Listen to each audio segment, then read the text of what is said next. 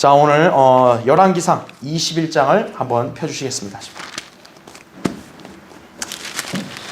자, 오늘 이제 열왕기 역대기 이제 후반부의 책들을 있는 내용들을 이제 살펴보겠습니다. 오늘 할 이 내용은요, 여러분이 익히 잘 알고 있었지만 그러나 이 이야기 속에 담겨있는 위대한 예언적 진리에 대해서는 아마 여러분이 잘 알지 못한 채로 그냥 이야기만 여러분이 익숙하게 알고 있었을 겁니다. 바로 나봇의 포도원 이야기입니다. 네. 그러니까 줄거리는 이렇죠. 이제 나봇이 이제 포도원을 갖고 있는데 그게 하필 이제 아합 왕이 있던 그 궁에 가까이 위치해 있으니까 아합이 그 포도원을 탐낸 거예요. 그래서 나한테 팔라. 그랬더니 나봇이 팔지 않았죠. 네. 그러니까 아합이 그것 때문에 너무나 불쾌하고 또 아주 근심에 가득 차 있는데 그 아내가 아주 남편하고 아주 궁합이 잘 맞는지 이제 이 나봇을 갖다가 모함을 하게 하고 결국 죽이게 한 다음에 그 포도원을 강제로 빼앗았죠. 예. 자, 이런 줄거리는 당시 이스라엘에 있던 실제 역사 이야기잖아요. 그런데 우리가 이 이야기를 그냥 성경에서 하나님께 기록하신 게 단순히 그냥 그걸 알고 지나가는 게 아니고 거기에는 뭔가 예표적 진리들이 숨어 있기 때문에 이 이야기를 하나님께서도 성경에 기록하셨다, 이렇게 보시면 됩니다. 자, 오늘 그 굉장히 놀라운 진리를 오늘 여러분이 한번 같이 보려고 합니다. 자, 그래서 거기 교환의 첫 번째 보세요. 이제 열왕기상 21장이 다 거의 다 그 내용이다 보니까 이제 중요한 몇 구절만 이제 읽을 거고 이제 나머지는 교환을 한번 보면서 여러분이 참고하시면 되겠어요. 첫 번째, 북왕국 이스라엘의 왕 아합 때에 자신의 궁과 가까운 곳에 이스라엘인 나봇의 포도원이 있었다, 이거죠. 21장 1절에 그대로 나와요. 아합은 그 포도원이 마음에 들어 나봇에게 팔라고 제안하지만 나봇은 선조들의 유업을 줄 수 없다며 거절했다, 이거죠. 단순하게 왕 앞에서 오기를 부린 게 아니라 나봇이 거절한 이유는 이게 선조들로부터 받은 유업이고 자기 하나님께서 정해주신 경계 안에 있는 유업이에요. 그러니까 하나님이 정해주신 경계를 옮겨서 다른 지파 쪽으로 유업이 가면 안 됩니다. 이것이 바로 율법에서 규정한 지계표예요. 지계표. 그래서 나봇은 지계표를 옮기지 말라는 말씀에 순종한 행위였다라는 거죠. 그러니까 나봇이 그냥 왕 앞에서 배째려 이게 아니고 실제로 율법에서 명령한 걸 따른 거예요. 잠언 22장 28절에 보면 지계표를 옮기지 말라 그랬거든요. 예. 즉 경계예요. 각 지파별로 하나님께서 주신 땅의 경계예요. 그러니까 그 지파 안에서 그 각 집안이 유업을 가질 거 아니겠어요. 그러니까 그 유업이 다른 지파 쪽으로 가면 안 된다는 거죠. 그러니까 왕한테 그걸 팔면 하나님의 율법을 어기게 되는 거예요. 민수기 36장 7절이나 에스겔 46장 18절에 보면 역시나 그 유업을 다른 지파에게 넘기지 말라, 이렇게 말씀했다고요. 그래서 나봇이 그 이유로 거절한 거예요, 사실은. 그러니까 나봇은 율법에 따라 의로운 행위를 한 거예요. 그런데 자, 두 번째 보세요. 아합은 나봇의 행위로 인하여 슬픔과 근심에 잠겨있게 되죠.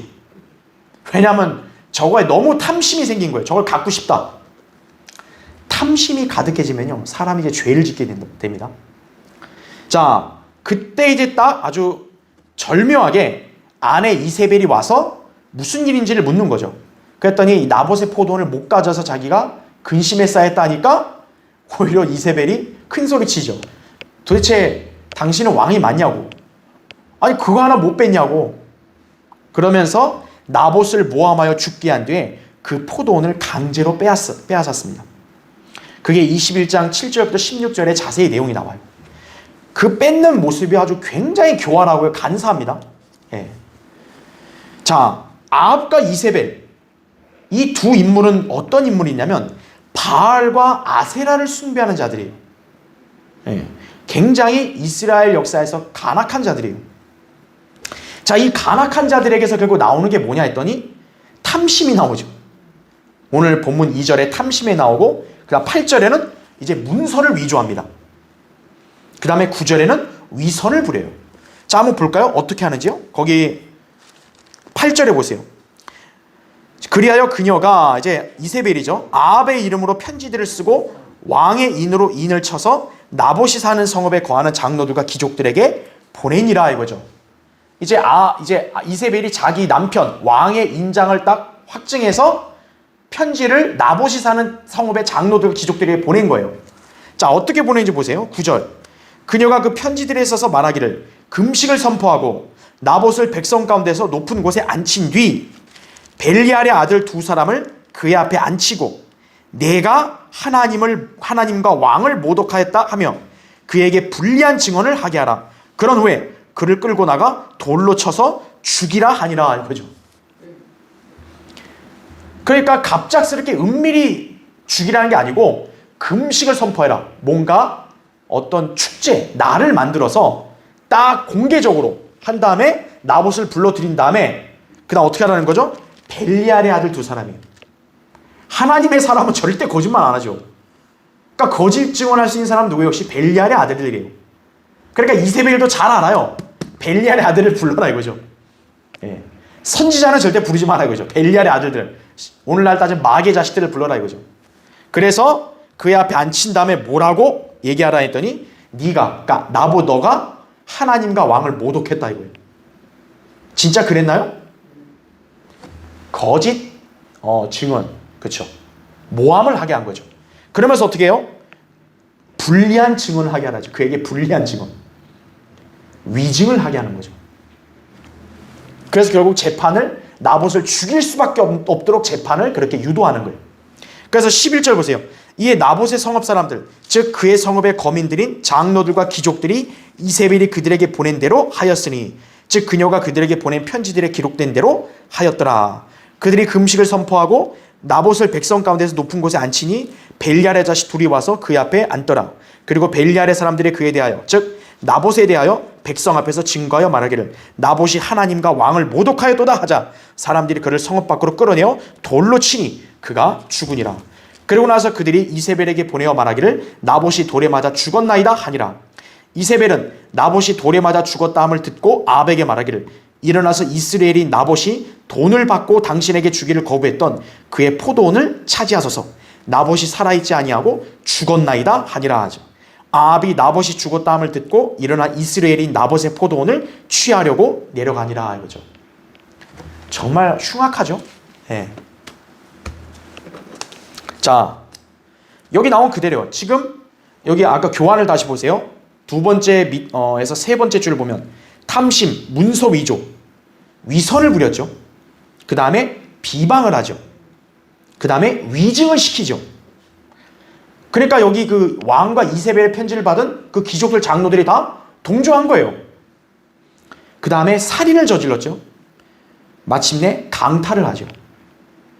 남의 유업을 갖다. 자, 이런 짓을 서슴없이 저질러요. 그럼 아합과 이세벨이 무신론자라서 이랬냐? 아니요. 이 사람들은 종교인들이거든요. 바알을 숭배하는 종교인들이. 바알, 이교도 바알을 숭배하는 그 종교가 그것이 오늘날 어떻게 각색됐냐면 바로 로마 카톨릭으로 각색된 거예요. 자, 이런 행위는요, 교회사 기간 동안 로마 카톨릭 지도자들에 의해서 자행되었어요. 이건 제가 무슨 모함해서 비방하는 게 아니고 실제 우리 교회사의 기록에 다 로마 카톨릭 지도자들이 이런 짓을 우리 그리스도인들에게 한 거예요. 그러니까 이 사건이 과거에 나봇에게만 한정되는 게 아니에요.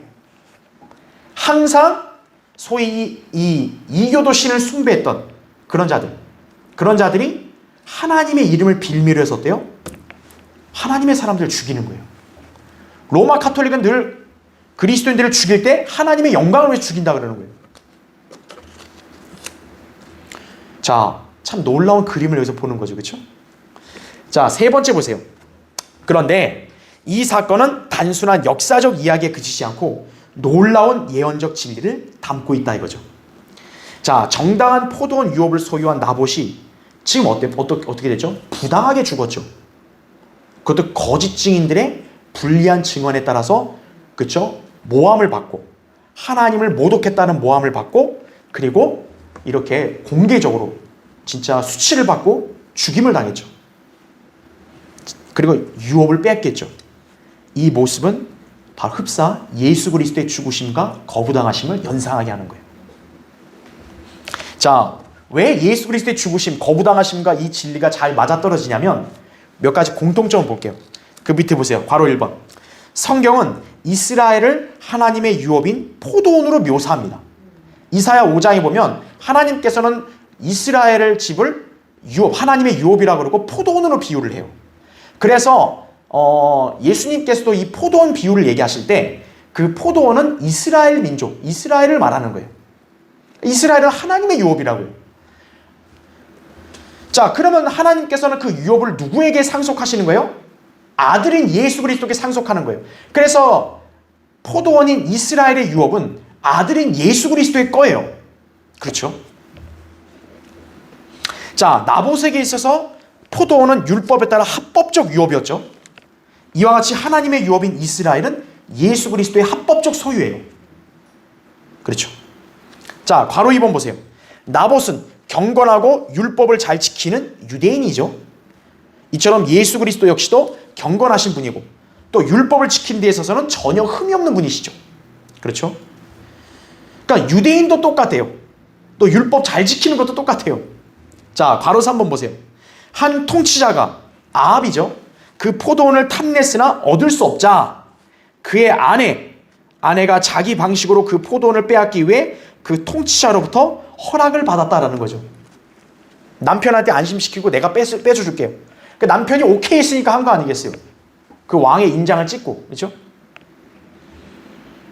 자, 이 아내가 누구냐면 바로 하늘의 여왕에게 경배하는 이교도 우상 숭배자와 똑같은 거예요.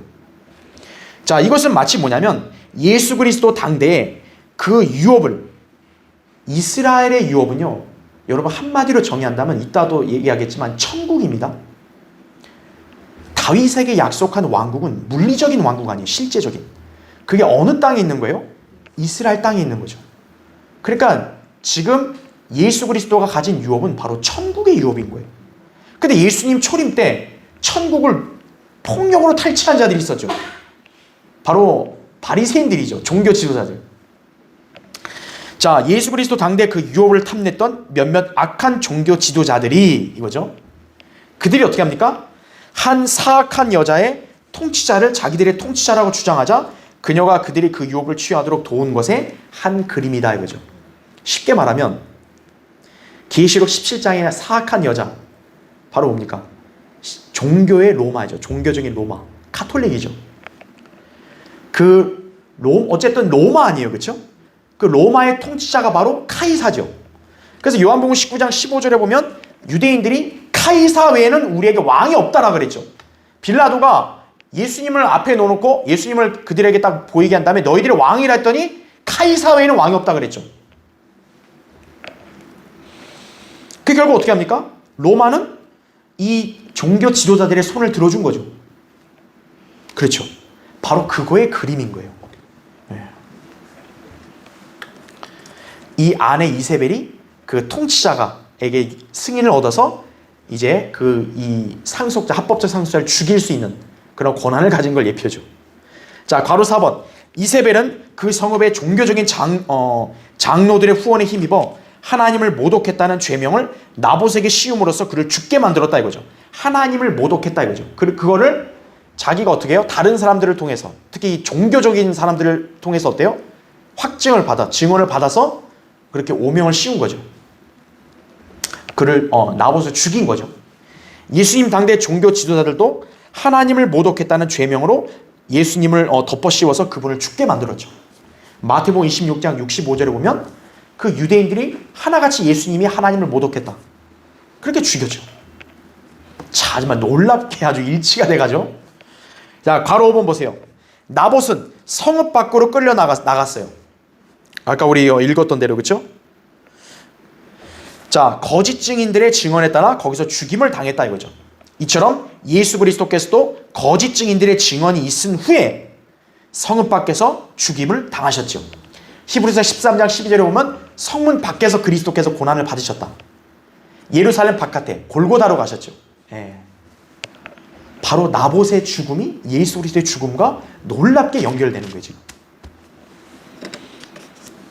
자, 괄호 6번 보세요. 이세벨은 금식을 선포하고 그랬죠, 9절에. 그러니까 이세벨이 딱 나봇을 죽이기 위해서 어떻게 했냐, 금식을 선포했다. 일종의 종교 의식이죠. 그 의식하는 축제 때 나봇을 죽이려고 했다, 이거죠. 예수 그리스도께서도 종교 축제 때에 살해가 당하셨다, 이거죠. 네. 그 다음에 괄호 7번. 나봇은 실제로 죽었고 죽은 것으로 여겨졌다, 이거죠.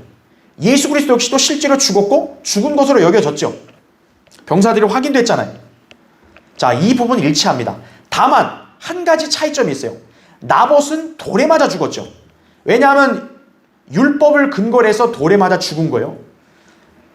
그렇다면 예수 그리스도께서도 원래는 율법에 따르면 돌에 맞아 죽어야 돼요. 왜냐하면 하나님을 모독한 거에 대해서는 율법에서는 돌로 쳐 죽이라 했거든요. 그런데 예수 그리스도는 십자가에 못 박혀 죽으셨죠. 왜냐하면 그 역시도 성경의 예언을 이루기 위해서예요. 주님이 못 박히고 매달리는 것이 시편에도 예언에 나와 있기 때문에 그 성경의 예언을 이루려면 예수 그리스도가 십자가에 매달려 죽으셔야 한다는 거죠. 그러니까 그 죽음의 방식만이 좀 나보다고 차이가 있는 거지. 그렇죠?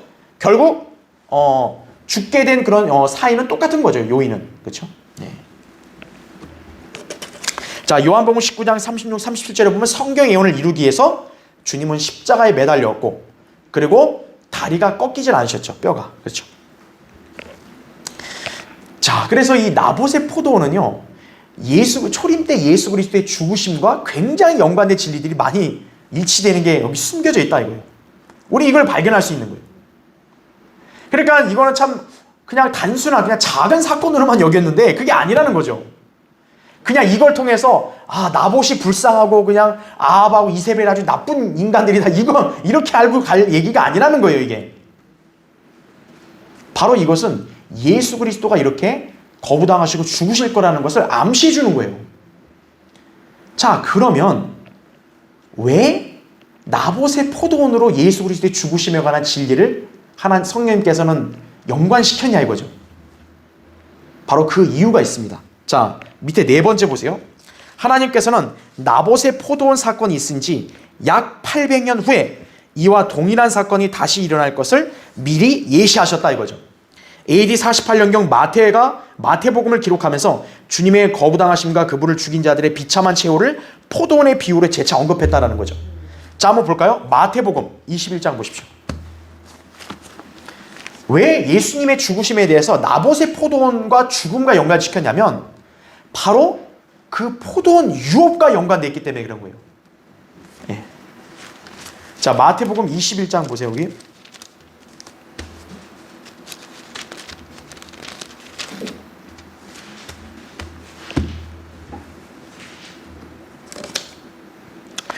자, 마태복음 21장 거기 33절 잠깐 보시면요. 또 다른 비유를 들으라. 어떤 집주인이 있었는데 그가 포도원을 만들어서 그 주위에 울타리를 두르고 거기에 집자는 틀을 파고 망대를 세워 그것을 농부들에게 새로 주고 먼 나라로 떠났느니라. 그 후 결실의 때가 가까워자 그가 소출을 받아오라고 자기 종들을 그 농부들에게 보냈더니, 이거죠. 농부들은 그 땅을 농사짓는 일꾼들 아니에요. 그렇죠? 그러나 그들이 그 포도원의 주인은 아니죠. 주인이 결실을 받아오라고 종들을 보냈더니 이들이 그냥 다 때리고 그냥 막 패구해가지고 내쫓는 거예요. 그러니까 이 집주인이 결심을 합니다. 37절에 그래서 마침내 그가 자기 아들을 그들에게 보내며 말하기를 그들이 내 아들은 존중하리라고 했느니라, 이거죠. 딱 그럼 여러분 벌써 여기 딱 연상이 되겠죠. 아버지 하나님이 마침내 아들 예수 그리스도를 보낸 거예요. 이제 그 이스라엘한 유업을 다스리도록. 자, 그랬더니 38절 보세요.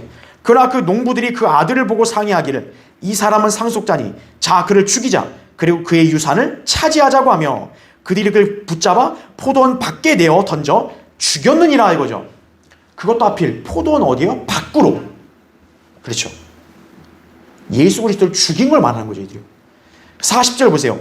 그러므로 포도원 주인이 오면 그 농부들에게 어떻게 하겠냐라고 하시니 그들이 주께 말씀드리기를 그가 그 악한 자들을 비참하게 죽일 것이며, 이건 인간적인 심성으로 봐도 당연하죠. 죽일 것이며 또 그 포도원을 제때에 소출을 바칠 다른 농부들에게 새로 주리다라고 하더라 이거죠. 그러니까 이제 이 집주인이 이 농부들 복수한 다음에 싹 갈아엎어서 다른 농부들에게 새를 얻도록 준다 이거죠. 그랬더니 거기 보세요. 43절 보세요. 그러므로 내가 너희에게 말하노니 하나님의 나라를 너희에게서 빼앗아 그 소출을 가져올 민족에게 주리라 이렇게 말씀하죠. 자, 여기서 하나님의 나라란 말이 나와요. 그걸 잘 유념해 봐야 돼요. 자, 일단 밑에 괄호 1번 보세요. 이 비유에서 집주인은 하나님이시고, 그렇죠? 상속자는 예수 그리스도이시고, 포도원은 이스라엘이로, 그렇죠? 그 다음 페이지죠. 아들이 받을 유업이다라는 거죠. 또한 악한 종들은 천국을 폭력으로 찬탈하고 있던 종교 지도자들이다 이거죠. 이들은 천국이 문자적이고 실제적인 왕국인 것을 알았는데 이거죠.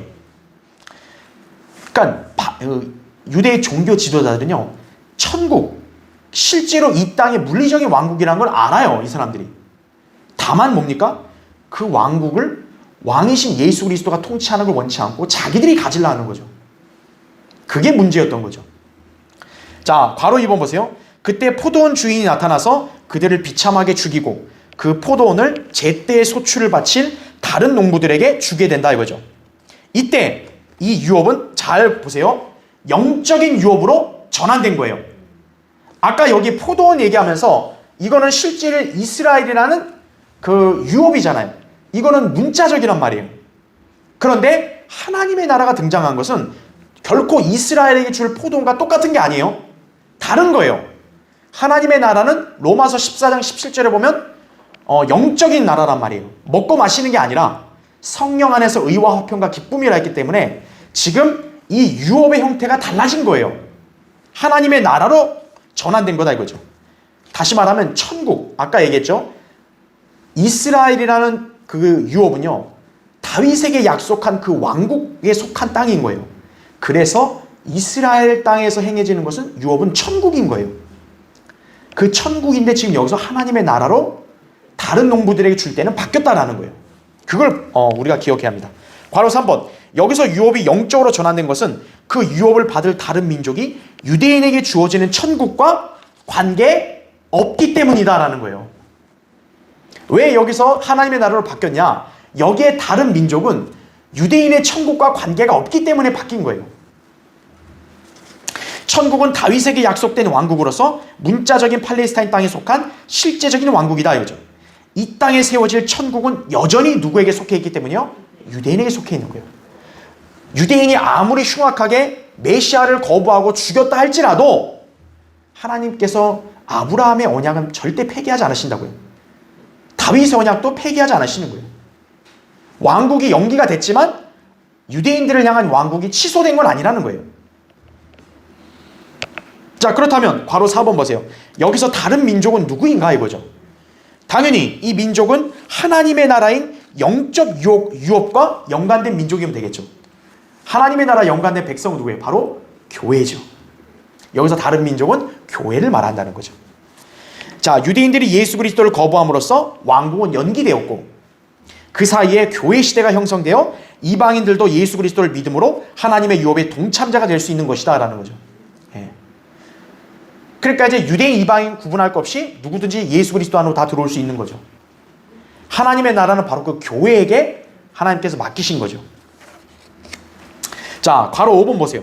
물론 이 유업이 영적인 하나님의 나라로 전환되었다고 해서 천국이 영적으로 바뀐 것은 아니다라는 걸 잘 알아야 됩니다.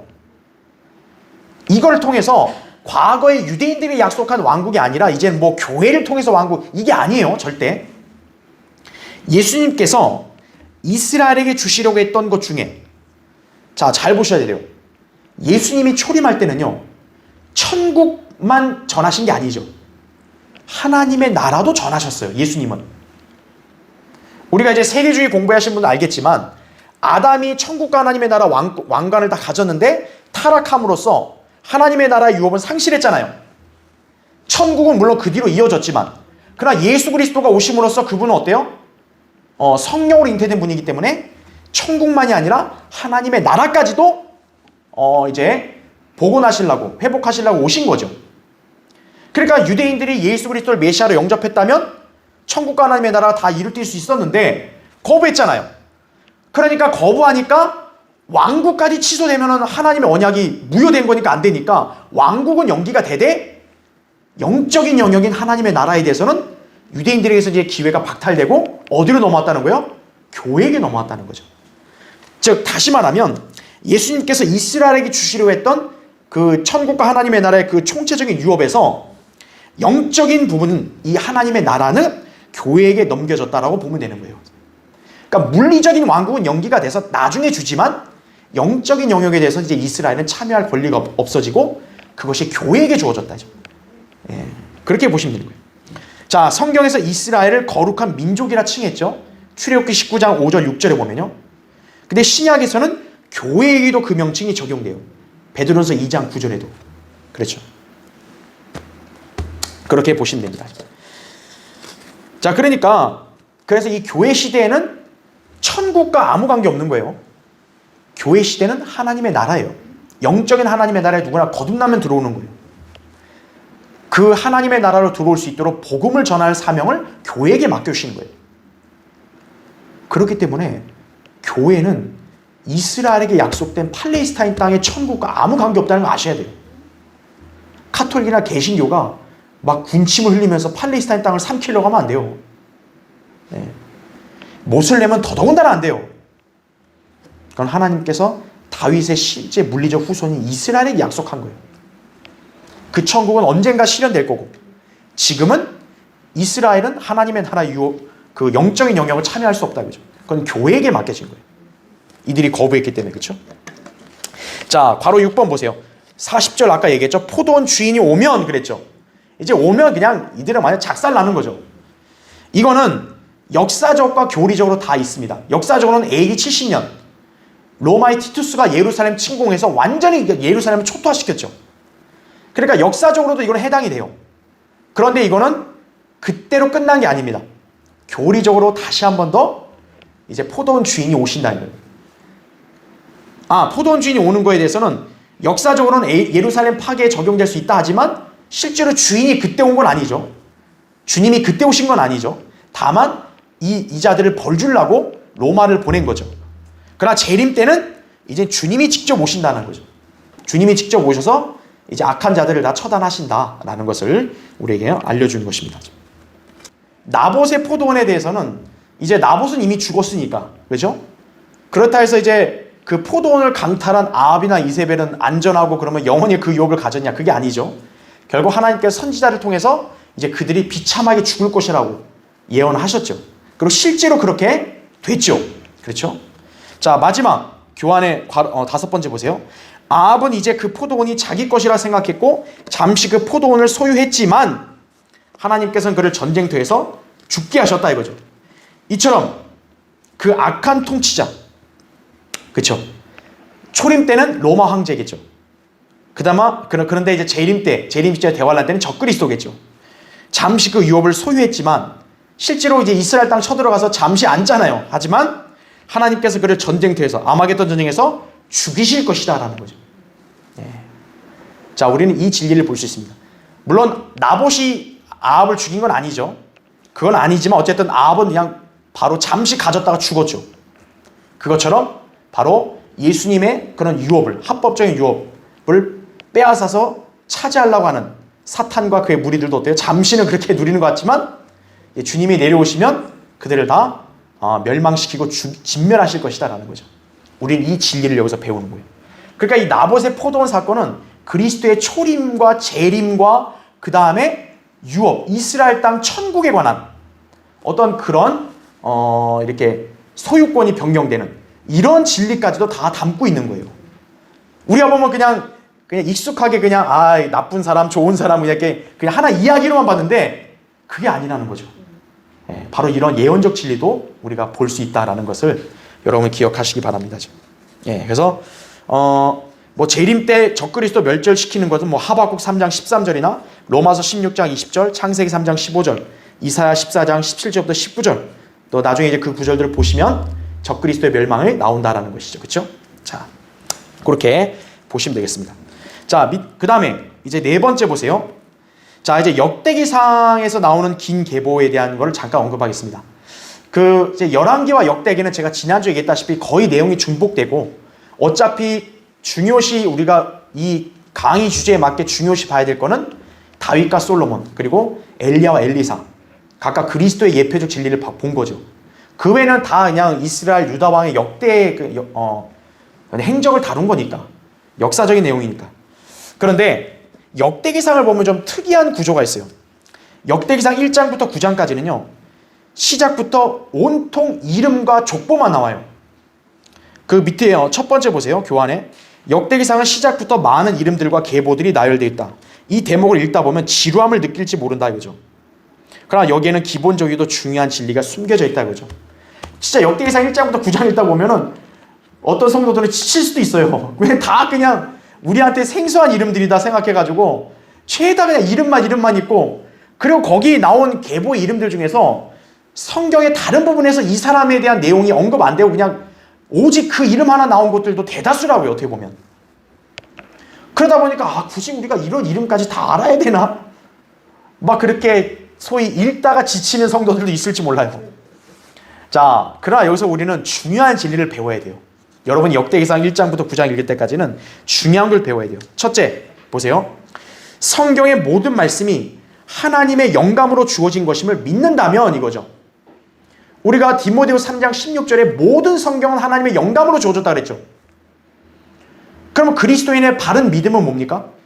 성경 66권의 모든 책의 모든 구절들이 하나님의 영감으로 주어진 말씀이라는 걸 우리가 믿는다라는 거죠. 그렇게 보면 이 긴 계보도 역시 영감으로 주어진 하나님의 말씀이라고 우리가 믿어야 된다는 거예요. 이거는 그다지 중요하지 않다고 막 우리가 함부로 넘겨버리고 이건 볼 필요 없다고 그렇게 여기면 안 된다라는 거예요. 그러면 여러분은 성경 66권을 하나님 말씀 믿는 사람이 아닌 거예요. 그냥 어떤 책만 하나님 말씀이고 요거는 그냥 하나님 말씀 아니다 이렇게 하는 거와 똑같은 거예요. 그런 믿음은 잘못된 거죠. 성경 66권이 하나님 말씀이라는 걸 믿는 거죠. 영감으로 주어졌다고. 그러면 여기에 긴 계보 역시도 하나님의 말씀이라고 여러분이 여기면서 읽어야 돼요. 여러분이 잘 모르고 잘 못 외운다 해도 그것은 하나님 말씀이니까 여러분이 읽어야 되는 거예요. 그리고 유념해서 봐야 되는 거예요. 자, 둘째. 그러면 두 번째는 왜 이 긴 계보를 위해서 우리가 배워야 되는 게 뭐냐 하면은 하나님께서는 기본적으로 사람들에게 관심을 갖고 계시는 거예요. 하나님은 애완견이나 고양이한테 관심을 가지신 거 아니에요. 네. 하나님은 인간들에게 관심을 가지시는 거예요. 자, 두 번째 보세요. 그럼 왜 하나님께서는 사람에게 관심을 가지시냐 이거예요. 역시 중요한 진리입니다. 왜 그러냐? 하나님의 아들이신 예수 그리스도께서 인자로서 세상에 오셨기 때문이에요.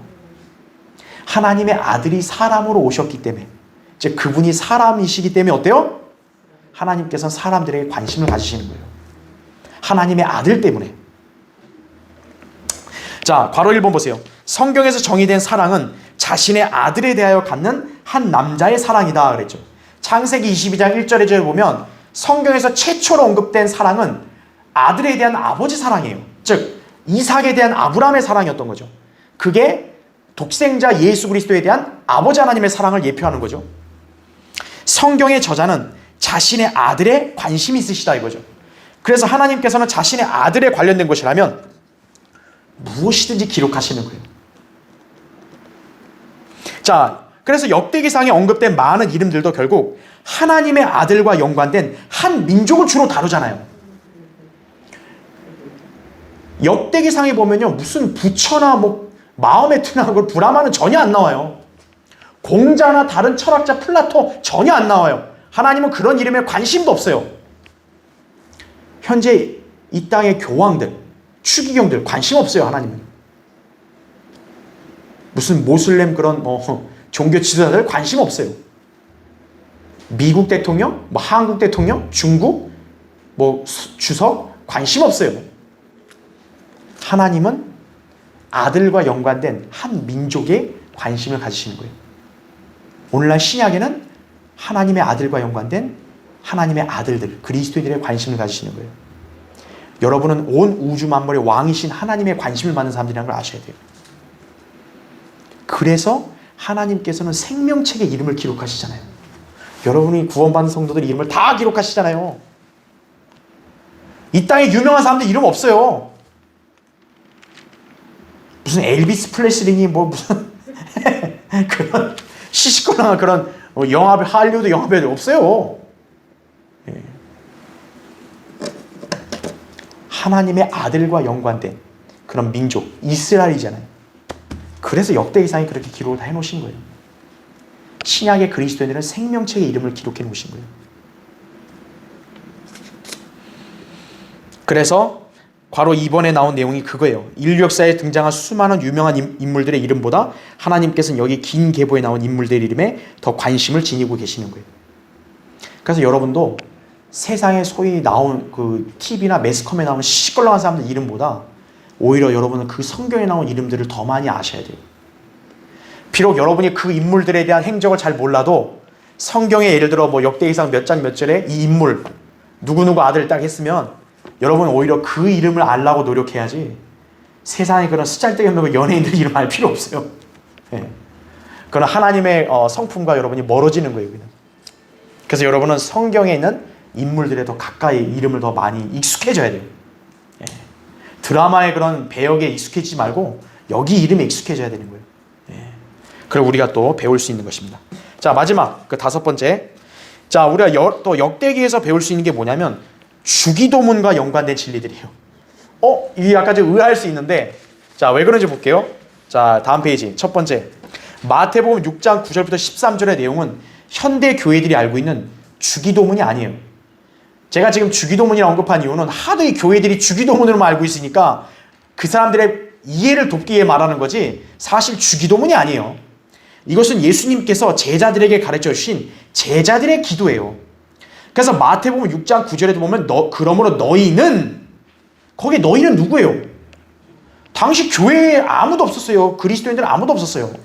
지금 유대인들에게 하시는 말씀이 너희는 이렇게 기도하라 이거죠. 예수님은 한 번도 마태복음 6장에 주기도문을 하신 적이 없어요. 지금 유대인 제자들에게 알려주시는 거예요. 너희는 이렇게 기도하라고 알려주시는 거죠. 자, 두 번째 보세요. 그래서 역대기상 29장 10절 11절에 보면 이제 다윗이 솔로몬에게 이제 그 보좌를 이게 왕위를 이어받게 한 다음에 이렇게 얘기하죠. 이에 다윗이 온 회중 앞에서 주를 송축하고 말하기를 우리의 아버지 이스라엘의 주 하나님이여 오 주여 위대하심과 권세와 영광과 승리와 위엄이 주의 것이니이다. 역대기상 29장 10절 11절에 말씀하고 있죠. 자, 여러분 이 표현을 보면 뭔가 좀 딱 뭔가 연상되는 거 없으세요? 우리의 아버지 하나님 이르죠. 그리고 위대하신 권세, 영광, 승리, 위엄이 주의 것이다. 딱 주기도문에 나온 문구랑 뭔가 딱 매칭이 되는 것 같죠. 그렇죠? 자, 밑에 보세요. 괄호 1번. 하나의 민족으로서, 즉 유대인으로서의 아들로 입양되는 것과 개인적으로 새로운 출생, 거듭남을 통해 아들로 입양되는 것과는 엄밀한 차이가 있다라는 거예요. 이스라엘은 민족 단위로 하나님의 아들이기 때문에 하나님을 우리 아버지라 부르는 거예요. 반면에 개인적으로 거듭난 하나님의 아들들, 우리 그리스도인들은 개별적으로 하나님과 아들의 관계를 맺었기 때문에 하나님을 나의 아버지라고 부르는 거예요. 우리는 우리 아버지란 말 안 쓴다고요. 네, 교리적으로는 잘못된 거예요. 자, 괄호 2번 보세요. 예를 들면 예수 그리스도는 생애 가운데서 단 한 번도 하나님을 우리 아버지라 부르신 적이 없어요. 반면 다윗은 자신의 생애 가운데서 단 한 번도 하나님에 대해서 자기 아버지, 나의 아버지라 부른 적이 없어요. 다윗은. 지금 우리가 아까 역대기상 29장 읽을 때 다윗은 우리 아버지라 그러잖아요. 우리의 아버지 이스라엘의 주 하나님 이렇게 부르잖아요. 다윗이 아무리 하나님의 마음에 합한 사람이라 할지라도 결코 하나님의 개인적인 아들이 된 게 아니에요. 그래서 다윗은 내 아버지란 말 안 쓴 거예요. 반면에 예수 그리스도는 우리 아버지란 말 안 쓴 거예요. 나의 아버지다 이렇게 쓰신 거죠. 자, 괄호 3번. 그러므로 마태복음 6장에 나오는 소위 주기도문의 대상은 하나의 민족으로서 하나님의 아들인 이스라엘임을 알 수 있다는 거죠. 그래서 마태복음 6장 9절에도 하늘에 계신 우리 아버지라고 부르잖아요. 이것만 봐도 이 예수님이 가르쳐준 기도는 교회와 전혀 관계없는 거예요. 근데 오늘날 이 교회들이 무식하게 그걸 주기도문이라고 하면서 그냥 앵무새 그냥 조잘 그러듯이 계속 외우는 거예요, 그냥. 괄호 4번 보세요. 또한 위대하심과 권세와 영광과 승리와 위엄이 주의 것이라 라고 얘기하죠. 이 고백은 마치 주기도문 맨 끝부분의 출처를 알려주는 말씀과 같다는 거죠. 마태복음 6장 13절에 보면 그 왕국과 권세와 영광이 영원토록 아버지의 것이옵니다. 아멘 그러죠. 주기도문의 맨 끝. 개혁성경에 변개되다 보니까 뭐예요? 그 나라와 권세와 영광이 영원히 뭐라고 하죠? 난 잘 모르겠는데. 그렇죠? 이 우리 킹제임스 성경이 정확한 번역이니까 그 왕국과 권세와 영광이 영원토록 이거죠. 아버지의 것이옵니다 이거죠. 여기서 말하는 왕국이 영적인 왕국이 아니에요. 바로 이 땅에 하나님께 실제적으로 세우신 물리적인 왕국을 말하는 거예요. 그게 영원토록 아버지 것이옵니다. 아멘. 유대인들이 그렇게 고백을 하는 거예요. 마태복음 6장 13절에 나오죠. 결국 마태복음 6장의 기도는 유대인 제자의 기도로서 그 전체 문맥은 유대인들을 위한 것으로서 그 왕국 역시 유대인들에게 해당된다는 것을 알 수 있다라는 거죠. 네. 자, 그래서 여기 다윗이 고백한 대로 우리의 아버지 이스라엘의 주 하나님 위대하심, 권세, 영광, 승리, 위엄이 주의 것이다.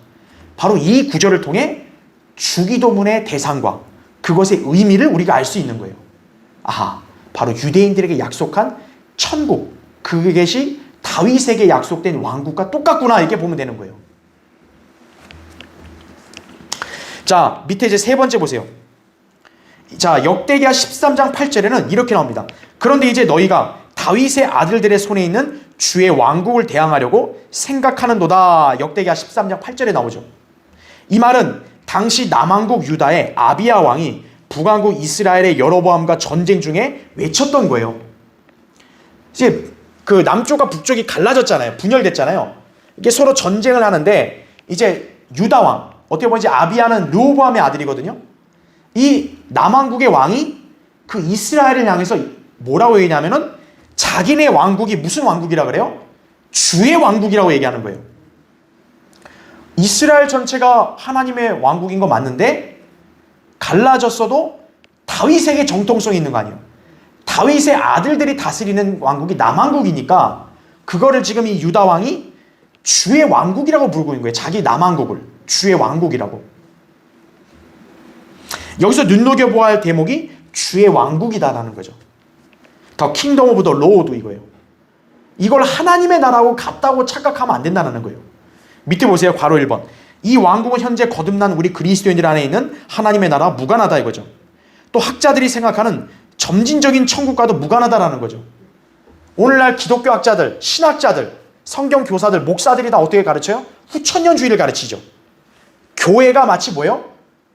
복음과 선교로 기독교를 확장시키면 곧 천국이 확장되는 거다 이렇게 가르치잖아요.